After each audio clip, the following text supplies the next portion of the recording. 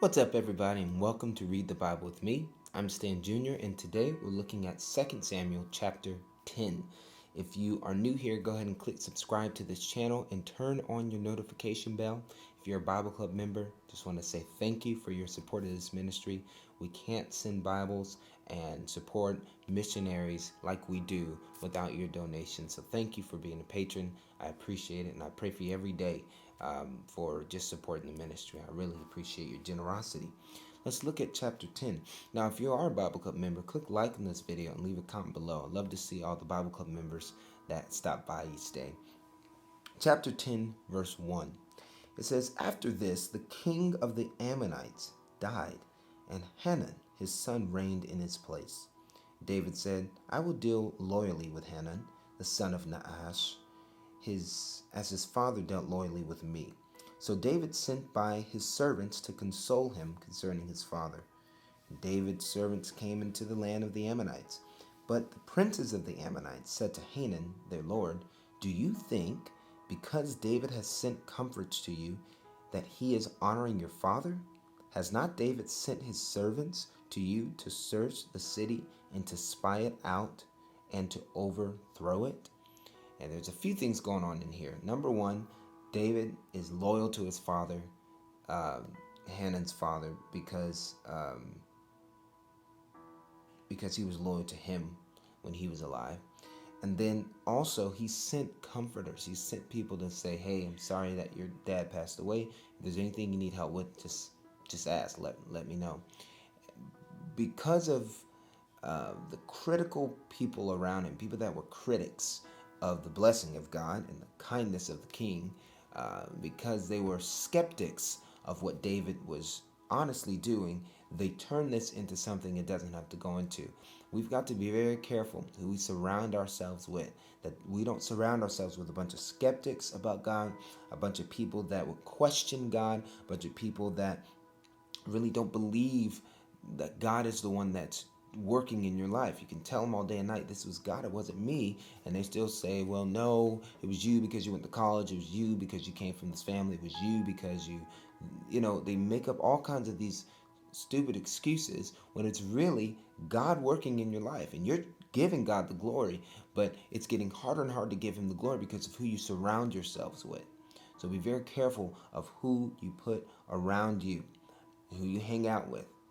And so they believe, they're telling Hanun that he's going to spy out the land. So Hanun took David's servants and shaved off half of their beard, and each of them cut off their garments in the middle at their hips and sent them away. So he was embarrassing them. And when it was told David, he sent to meet them, for the men were greatly ashamed. And the king said, "Remain at Jericho until your beards have grown, and then return." When the Ammonites saw that they had become a stench to David, the Ammonites sent hired the Syrians of Beth Rehob and the Syrians of Zobah, 20,000 foot soldiers, and the king of Makkah with 1,000 men, and the men of Tob 12,000 men. And when David heard of it, he sent Joab and all the host of the mighty men. And the Ammonites came out and drew up in battle array at the entrance of the gate, and the Syrians of Zobah and Rehob and the men of Tob and Makkah were by themselves in the open country. So now they're about to get in a war because of assumptions of why David sent his men. Do not assume. When something in your life happens, be prayerful. Don't go looking for people to affirm what you really want to do anyway, which is not a good idea. Look to the Father. Ask the Lord, "Is this you? Is this your hand, Lord?" And don't be a skeptic. Don't be cynical. Don't be a critic when it comes to who the Lord is using to bless you. Just allow him to use them to bless you. When Joab saw that the battle was set against him, both in front and in the rear, he chose some of the best men of Israel and arrayed them against the Syrians. The rest of his men he put in the charge of Abishai, his brother, and he arrayed them against the Ammonites. And he said, "If the Syrians are too strong for me, then you shall help me. But if the Ammonites are too strong for you, then I will come and help you. Be of good courage, and let us be courageous for our people and for the cities of our God. And may the Lord, I love this, may the Lord do what seems good to him. So we're going to do our best, and we're going to be courageous, but we just want the Lord to do what seems good to him.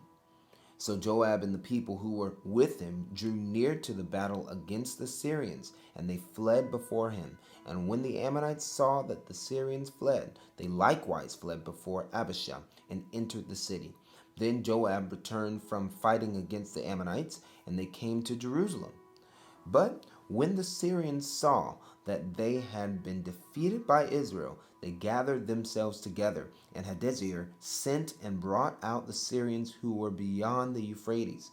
They came to Halam with Shobach, the commander of the army, and Hadaezer at their head.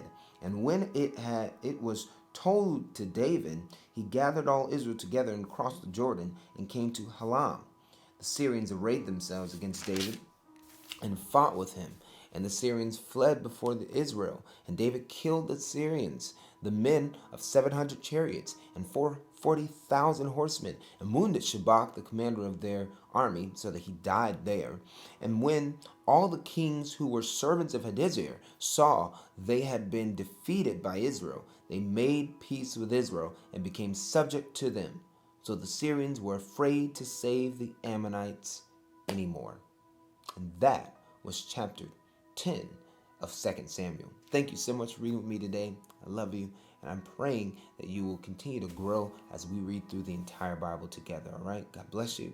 And next time I see you, we'll be reading chapter 11 of the book of 2 Samuel. Peace.